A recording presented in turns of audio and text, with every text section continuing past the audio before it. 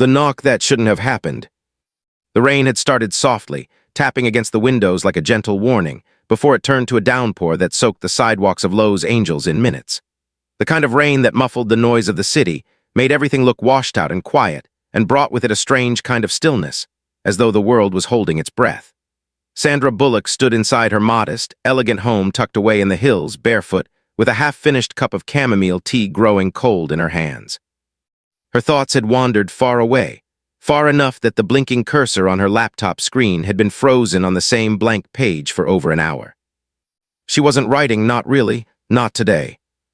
Not since his name had come up again. It was an interview she hadn't expected to watch, some new talk show where the host asked Keanu Reeves the one question everyone else had danced around for years.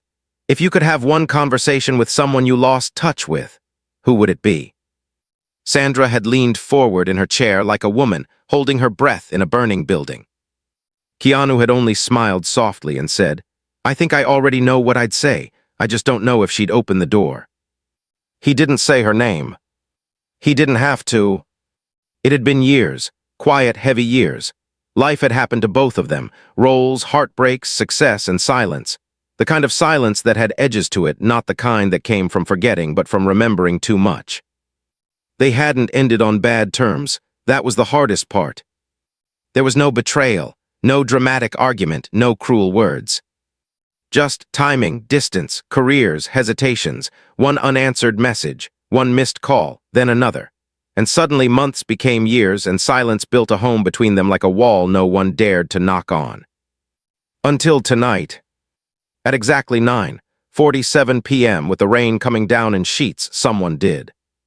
3 knocks. Slow, intentional, not the kind of knock you ignore.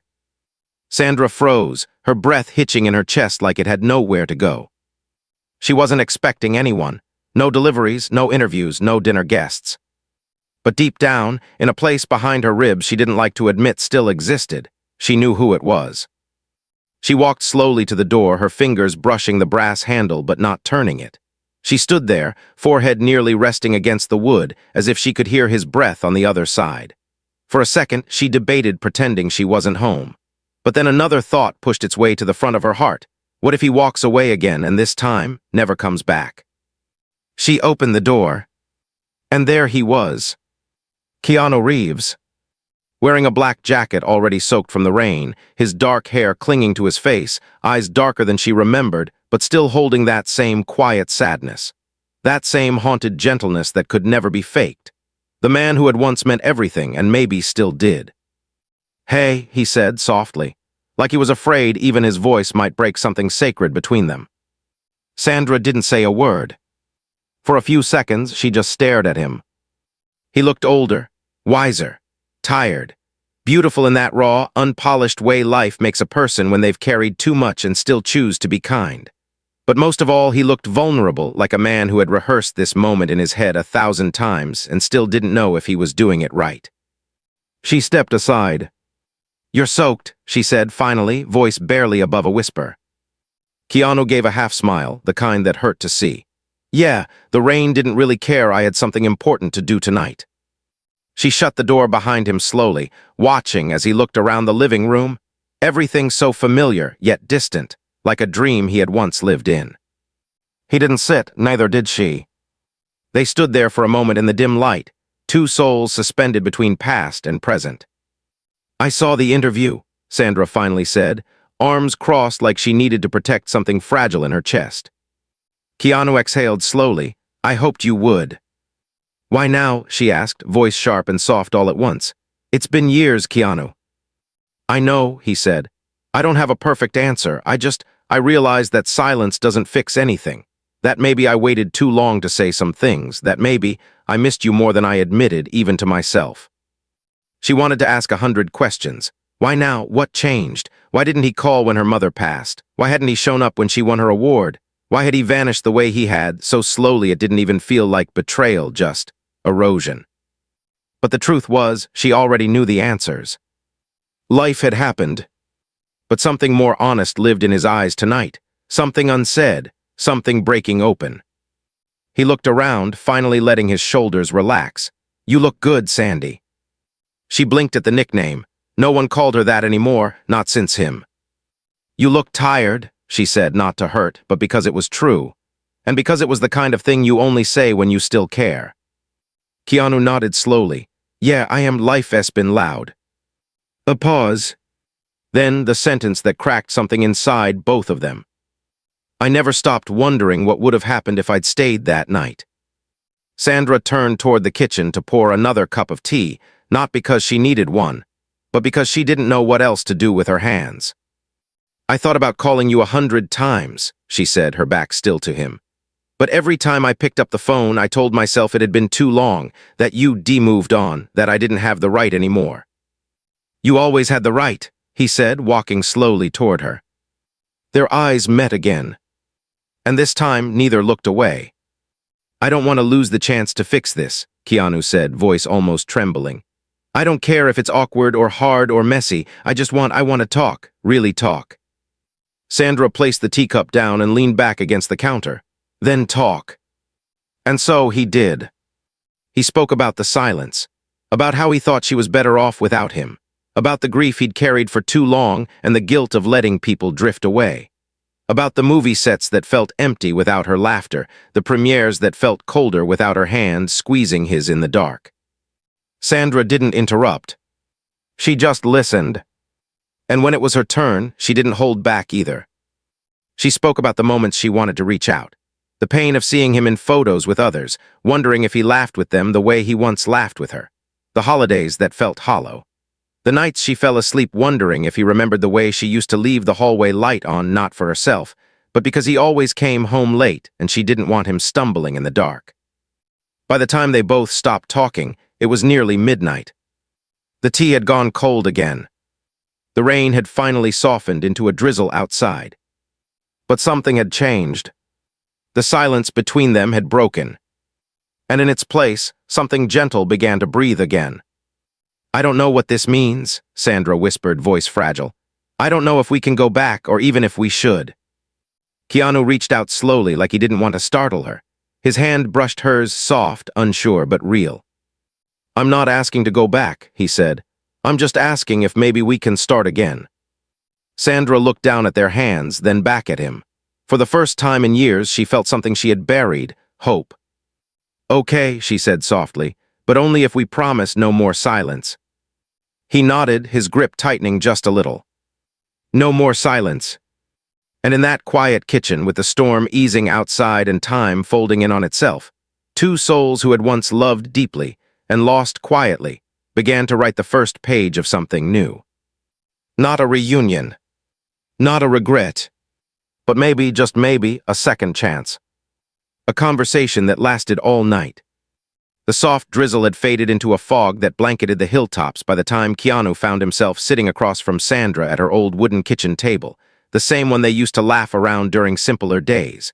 The walls held stories, quiet ones, pictures that hadn't changed in years.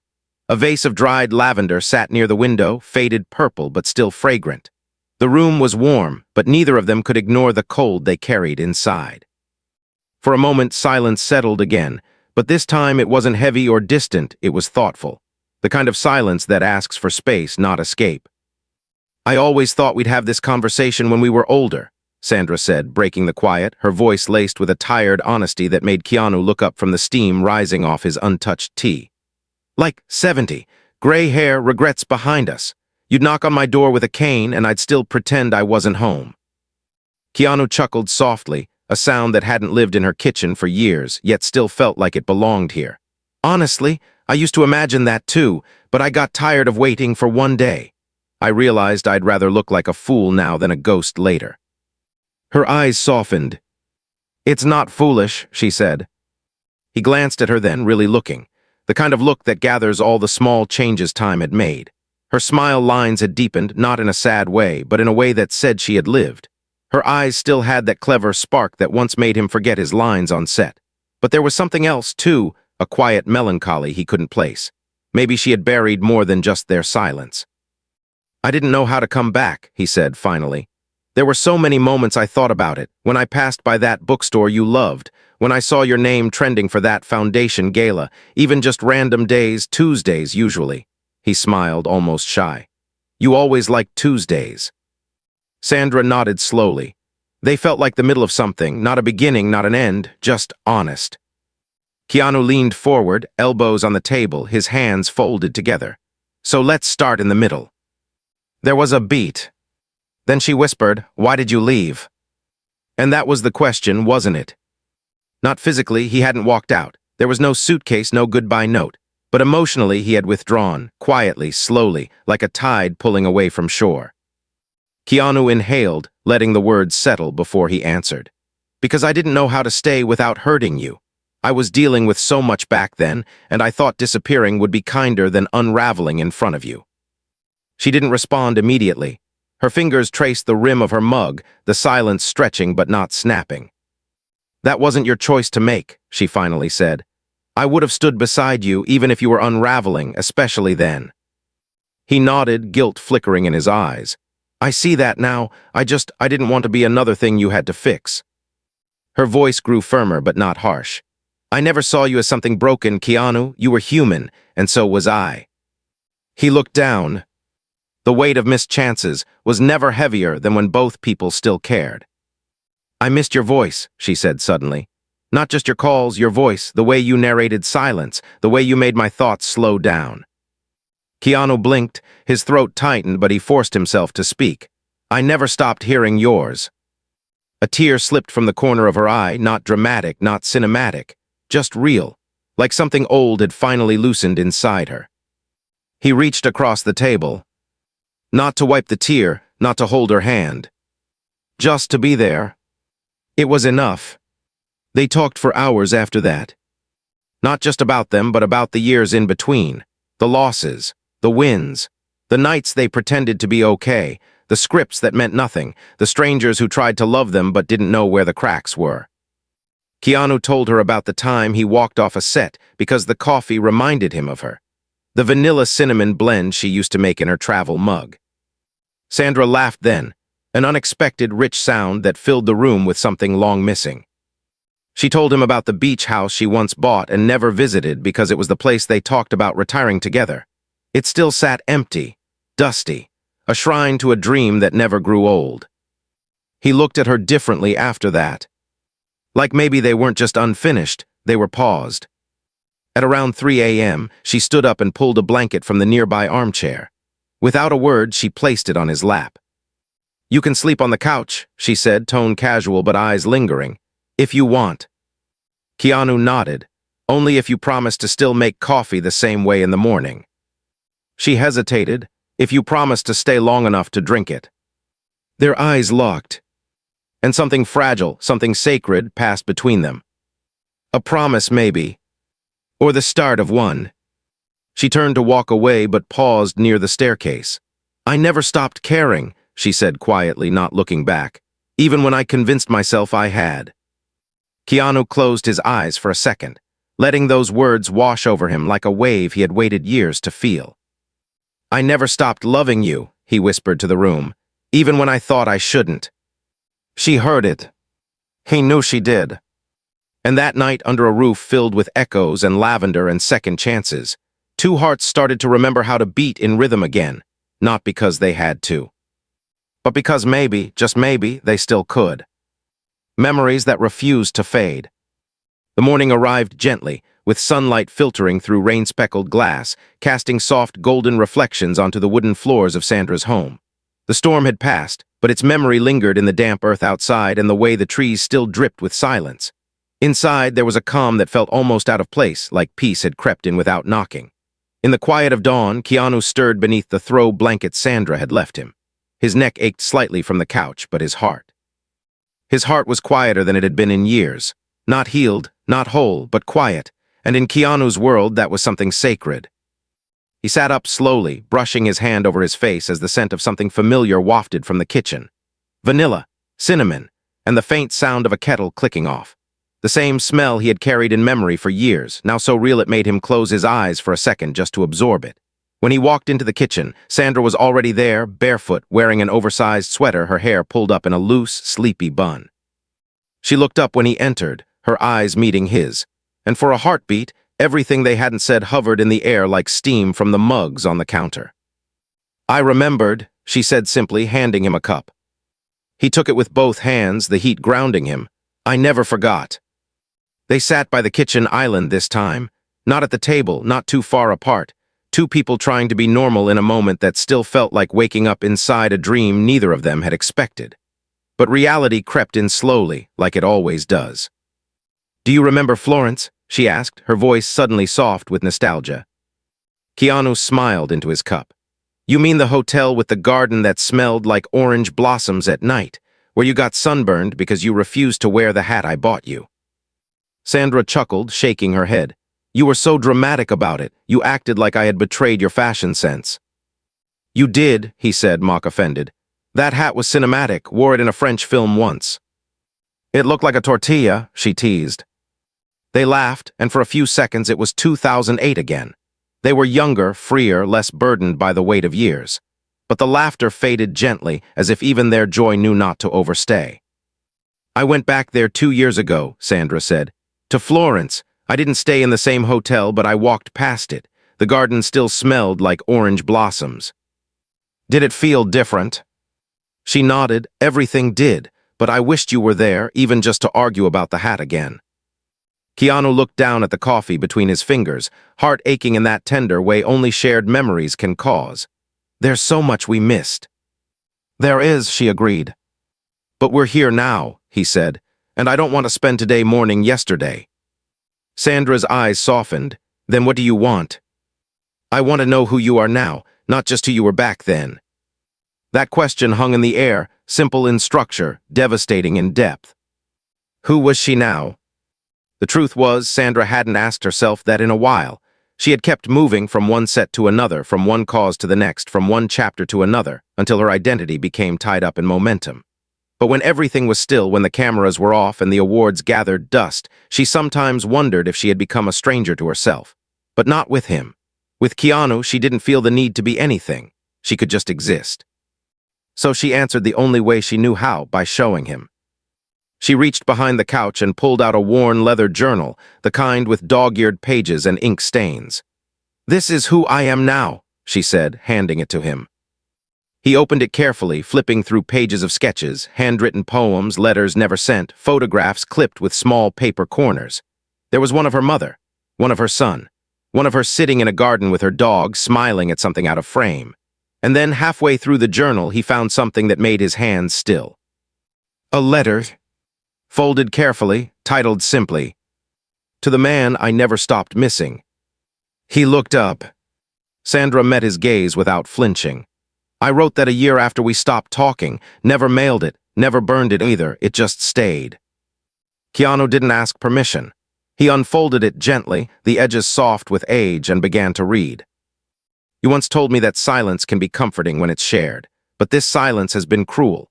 It filled every space you used to occupy, every laugh, every shadow. I don't know why you left, but I hope it was because you needed to heal, not because you didn't care. I still make the coffee the same way. I still leave the hallway light on, though there's no one stumbling in late anymore. Maybe one day you'll knock again, and if you do, I hope I have the courage to open the door. When he finished reading, his hands trembled slightly. You saved this, he whispered. Sandra nodded. I never had the heart to throw it away. It felt like, if I did, I'd be giving up on something sacred. He folded the letter back and placed it gently beside her cup. I wish I had come sooner, he said. But I think I needed to become the kind of man who could read that and not run. And I needed to become the kind of woman who could open the door without fear, she replied. The moment grew thick between them, dense with emotion, layered with forgiveness and sorrow, and something delicate yet unbroken. Keanu reached into his coat pocket then, something he had brought, unsure if he'd even be brave enough to show her. A photograph, creased, folded too many times, but still intact. It was a picture of them taken candidly during a press event years ago, Sandra laughing mid-sentence, Keanu looking at her like the world had vanished around them. It wasn't posed. It wasn't even framed. But he had carried it like a lifeline. I kept this, he said. Through cities, through apartments, through heartbreaks and hotel rooms. This was my version of your letter. Sandra took it slowly, her thumb brushing the edges. Her smile was bittersweet. We both held on. He nodded, even when we didn't admit it. Outside, the sky began to brighten. The city started to stir. But inside that small kitchen, time folded into itself. Two people who once stood at the edge of something extraordinary had returned to its center, not as ghosts of their past, but as survivors of everything in between. "I don't know where this leads," Sandra said softly, eyes still on the photo. "But I know it means something, that you're here, that I didn't imagine it all." Keanu stood up and walked to the window, staring out at the street below, the same street he had stood on the night before, rehearsing his courage with every breath. "It means everything," he said, "even if we take it one sunrise at a time." She joined him by the window, their reflections side by side in the glass, older, wiser, and still strangely beautiful. And in that reflection, they didn't look lost anymore. They looked found. The world outside the door. By midday, the sunlight had grown bolder, stretching into every corner of the home as if trying to warm the cold spaces that had lived there too long. Sandra stood in her bedroom, brushing her fingers across the edge of the dresser, where a framed photograph of her son as a toddler sat beside a candle she hadn't lit in weeks. Her reflection in the mirror caught her attention, not because she was searching for signs of age or wear, but because she looked different, calmer. As if the storm that had built inside her for years had finally started to settle into something more peaceful, something almost unfamiliar. Forgiveness, maybe, or closure, or something dangerously close to hope. Downstairs, Keanu was in the living room, sitting cross-legged on the floor with her dog, who had long decided he liked him. He gently tossed a tennis ball across the hardwood floor, watching as it rolled and bounced under the table before the dog retrieved it again with unwavering enthusiasm. It was a moment of domestic quiet that he hadn't experienced in years. Not on movie sets, not in hotel suites, not even in the hollow silence of his own home. This wasn't about grandeur. This was about presence. They hadn't spoken much since breakfast, not because there was tension, but because silence had changed between them. It wasn't a barrier anymore, it was a companion, something shared, not endured. But that quiet was interrupted by the distant hum of a car engine pulling into the driveway, followed by a voice, young, warm, and familiar, calling out, "Mom." Sandra's heart leapt. She hurried downstairs just as the front door opened, and there he was. Louis, her 14-year-old son, standing in the entryway with a backpack slung over one shoulder and a half-eaten energy bar in hand. He blinked at the sight in front of him, his mother looking startled and a man sitting casually on the floor with their dog. Keanu stood up slowly. Louis looked between them. Am I interrupting something?" Sandra smiled, walking over to him, placing a hand on his shoulder. "No, sweetheart, you're home early." "School let out half day. Some issue with the electricity," Louis replied, eyes still glued to the man who had now gently extended his hand toward him. "Hi," Keanu said, voice calm but respectful. "I'm Keanu." Louis blinked, then squinted. "Wait, like Keanu Reeves Keanu." Keanu chuckled softly. "Just Keanu works fine." Sandra couldn't help the quiet laugh that escaped her lips. "Louis, this is an old friend." Louis tilted his head in that way only teenagers can, curious, slightly suspicious, but polite. "Cool. Should I leave you guys alone?" "No," Sandra said, guiding him inside. "You live here, remember." Keanu took a step back, giving them space. It wasn't awkward, but it was delicate, like stepping into a part of Sandra's life that hadn't existed back when they knew each other deeply. He wasn't part of this chapter. Not yet. "Do you want me to go?" he asked gently, later when Louis disappeared upstairs with his headphones on and a bag of chips in hand. Sandra shook her head. "No, but this is real life, Keanu, not a weekend escape. There's a rhythm here, a boy who needs homework help and someone to pick him up from soccer, a life that doesn't pause for poetic reunions." He stepped closer, his eyes searching hers. "I'm not here to interrupt your life, Sandra. I'm here because I realized I never wanted to be apart from it. Not again. If that means picking up soccer balls and learning algebra, I'll figure it out." She looked at him for a long time, as if trying to measure the sincerity in his words, weigh them against years of silence. But in the end, his eyes, tired but honest, gave her the answer. They spent the rest of the afternoon in the garden, pruning dead lavender stems and sipping iced tea while Louis practiced skateboard tricks on the driveway. It was mundane, messy, beautiful. And when Keanu found himself laughing uncontrollably as Louis wiped out mid-flip only to shout, "I'm good!" With both pride and pain, Sandra looked at him and smiled in a way that told him he belonged, even if they didn't have the language for it yet. But as evening settled and the skies turned amber, The outside world came knocking. It started with a single text. Sandra had left her phone on the kitchen counter. It buzzed once, then again, then it rang. Keanu, still sitting by the window, glanced at the screen. The name on the caller ID caught his breath. Rachel, agent. Sandra answered casually, unaware. "Hey, Ratch, everything okay?" Rachel's voice came through the speaker, urgent and brisk. "Sandra, your name is trending everywhere. Did you know Keanu Reeves is at your house?" Sandra's eyes darted to him, her body tensing. "What do you mean trending?" Some fans snapped a pic. It's on Twitter, Instagram, even a couple of gossip sites. Everyone's speculating. Are you two together again? Is it a movie? A rekindled romance? Publicists are going nuts. Sandra's stomach dropped. She turned the speaker off. "Give me a second," she said into the phone, walking briskly to the back porch. Keanu remained inside, the tension immediately flooding his chest. He knew how this worked. He had lived through it before. Fame had its price, and privacy was the first coin tossed. When she returned 10 minutes later, her face was unreadable. She sat down across from him, clasping her hands tightly. "I told her I didn't owe the world an explanation," she said. "But the truth is, if we do this, we won't be able to hide." Keanu leaned forward, elbows on his knees. "I didn't come here to hide, but I also didn't come here to make your life harder." "This isn't about hardship," she replied. "It's about knowing what we can survive. I have my son to think about, my work. Your name doesn't just come with love and memory, it comes with headlines, rumors, paparazzi outside schools." He nodded, the weight of reality settling in. "I'm not afraid," he said, voice steady, "but I'll understand if you are." Sandra looked at him, really looked, and something deep inside her settled. "I've lived through worse," she whispered. "And I'd rather walk through this storm with someone who already knows where my fears live than pretend I'm safer without you." A long pause passed between them. Then she added, "But this time, if we're doing this, we do it on our terms. No red carpets, no Instagram stories, just real life. Coffee, silence, laundry, and honesty." Keanu smiled, that rare, full smile that lit up not just his face, but the air around him. "Deal," he said. And with that, they sat together on the porch, watching as the sky turned to fire and then to ash, knowing that the world outside might soon shout their names again. But here, in this moment, it was quiet. It was sacred. And for the first time in a long time, neither of them wanted to run. The interview that changed everything. The days that followed were a strange blend of quiet joy and growing noise. Inside Sandra's home, life moved gently.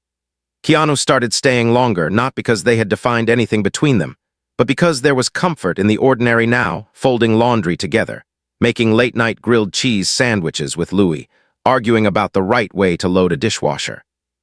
There was no pressure, no labels, just the sweet and fragile rediscovery of what it meant to share a life, even in small, unspoken ways. And yet, beyond the walls of their sanctuary, the world had begun to wake up to their reunion, and it wasn't whispering, it was roaring. It started with subtle murmurs on social media, just as Rachel had warned. But by the end of the week, the tabloids had published full-page spreads titled Sandra and Keanu, the comeback love story we didn't know we needed. Fan edits flooded the internet, montages of their movie scenes, past red carpet moments, old interviews where they praised each other with a fondness too sincere to be scripted. Everyone wanted to believe they were back together. The public, in its own way, was desperate for love stories with second chances. Keanu had been through it before, the scrutiny, the fabricated headlines, the interviews that tiptoed around his personal life only to dive in the moment he hesitated. But for Sandra, this felt more fragile. She wasn't the same woman she'd been in her 30s, eager to prove something, willing to play along. Now everything she gave had to be earned. And nothing about this, about him, felt like it should be handed over to the public on a silver tabloid platter. Still, when the call came from Ellen's team, a request for a surprise joint interview to promote a film they had once done together, Sandra stared at the message for a long time before handing her phone to Keanu. "I think this is where the world tries to define us again," she said softly. Keanu read the message, then looked up. "Do we let them?" Sandra hesitated. "Maybe we remind them we're human before we're headlines." So they agreed. It was filmed quietly, a closed-set interview meant to air the following week.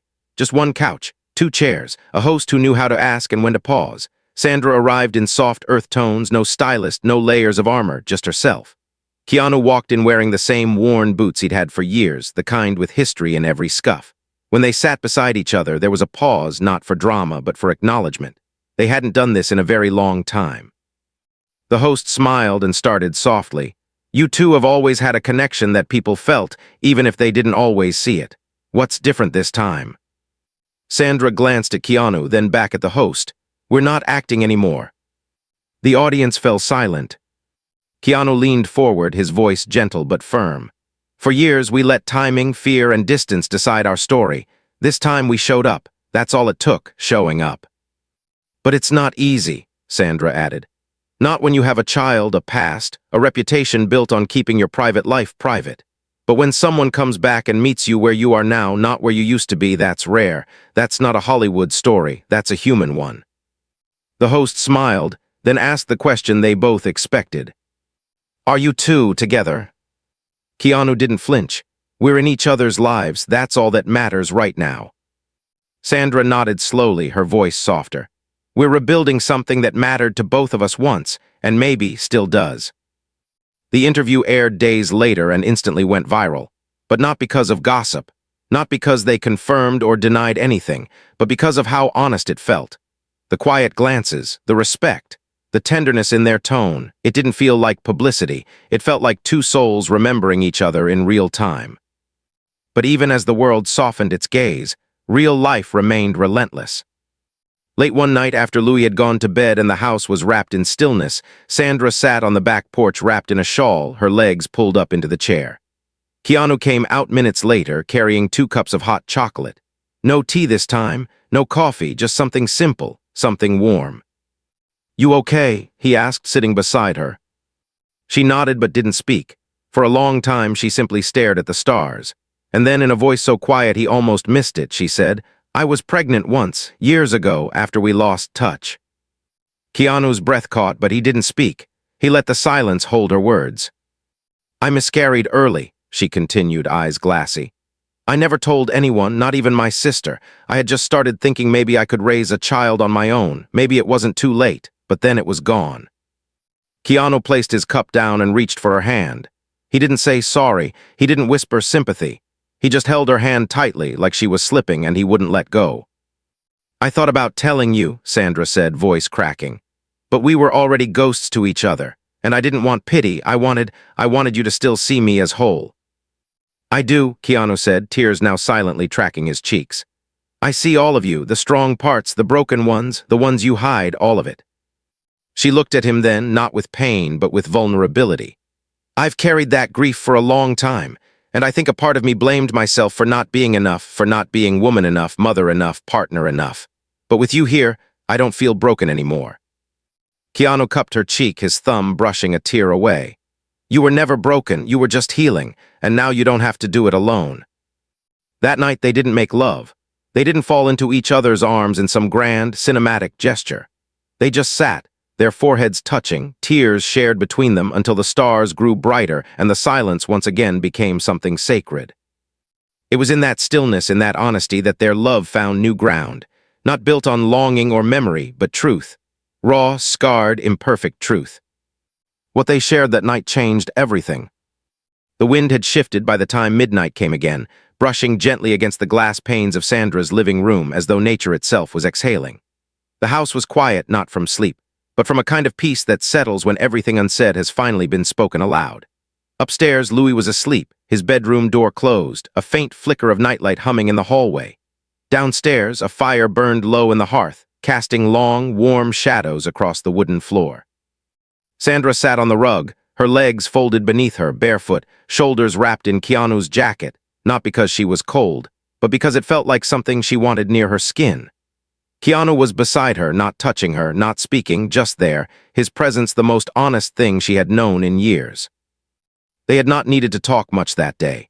After the night on the porch, after the tears and the memories and the broken truth they had both held in their hands like glass, there had been a gentle shift. Not everything needed explanation. Not every scar required a story. What mattered now was not the past they couldn't change, but the future they were cautiously beginning to imagine. And then Sandra, without even knowing why, said the one thing she had never dared to say aloud. "I never stopped waiting for you." Keanu turned to her slowly, his eyes searching her face. "You shouldn't have had to wait." "But I did," she said softly. "In ways I didn't even recognize. Every time I made coffee, I was waiting. Every time I smiled at a co-star and knew it didn't reach my eyes, I was waiting. Every time I heard your name in interviews and changed the channel, or didn't, I was still waiting." Keanu shifted toward her now, fully, folding his legs as he leaned his elbow on his knee. "And I kept running," he said, the pain in his voice quiet but present. "Not because I didn't care, but because I didn't think I deserved to come back. I thought you built something better without me." "I didn't need something better," Sandra whispered. "I needed something true." That word true sat between them like a vow. Keanu reached forward, taking both of her hands into his. "Then let me ask you something." She nodded, her breath caught. "If you had one last night, not in a sad way, not in a tragic movie ending kind of way, but one last night to choose me again, would you?" She didn't hesitate. "I never stopped choosing you, even when you weren't here." His eyes closed briefly as if trying to steady everything shaking inside him. And then, without fanfare, without pressure, he leaned forward and kissed her, not with urgency or desire, but with reverence. It was the kind of kiss that carries years inside it. A kiss that said, "I see you, I know you, I remember." And when their lips parted, the silence that followed was filled with breath, closeness, the gentle hum of something eternal stirring between them. Later that night, after the fire died down and the jacket had been replaced by a soft blanket, they lay on the living room couch together, her head on his chest, his hand tracing slow, rhythmic circles against her back. And for the first time in years, Sandra spoke of the night they had first met, really met, not on set, not in front of cameras, but backstage at a charity event where he had made a corny joke about red carpet lint rollers, and she had laughed so loudly it echoed off the walls. "You were wearing that ridiculous blue velvet blazer," she said, grinning into his shirt. "And I remember thinking this man is either out of his mind or completely free, and I wanted both." Keanu smiled, kissing her forehead. "And I remember looking at you that night, not as America's sweetheart or the most talented woman in the room, but just this woman with fierce eyes who knew exactly who she was and wasn't afraid of it." Sandra tilted her head. "I was terrified." "So was I," he admitted. They were quiet for a while after that, and when Sandra finally spoke again, it was with a weight that had been waiting for the right moment. "I've thought a lot about love," she said. "About what it is after the fairy tales, after the red carpets and magazine covers, and I think love is just choosing someone every day, even when it's boring, even when it's hard, especially then." Keanu pulled her closer, his voice low against her hair. "Then I'll keep choosing you, every damn day, for as long as I'm allowed." And she, without hesitation, whispered, "I'll keep opening the door." By morning, everything looked different, not because the world had changed, but because they had. They moved through the kitchen with ease, pouring orange juice, making pancakes as Louis shuffled down in his socks, barely awake. He paused when he saw Keanu flipping pancakes and Sandra humming as she set the table. "You guys good?" he asked cautiously. Sandra smiled. "We're figuring it out." Louis shrugged, grinned, and said, "Cool, as long as I still get pancakes." And as they all sat down at the table, sunlight streaming through the windows, laughter bubbling into the corners, and the smell of cinnamon filling the air, it was clear something had changed. They weren't lost anymore. They weren't strangers anymore. They weren't unfinished anymore. What they shared that night, the words, the silence, the forgiveness, the kiss, the truth, it changed everything. Not in the loud, sweeping way movies pretend love fixes all, but in the real way, the quiet way. The way two people who had wandered long enough finally chose to stop and make a home in each other. Not perfect, but present. Not back to the past, but forward together.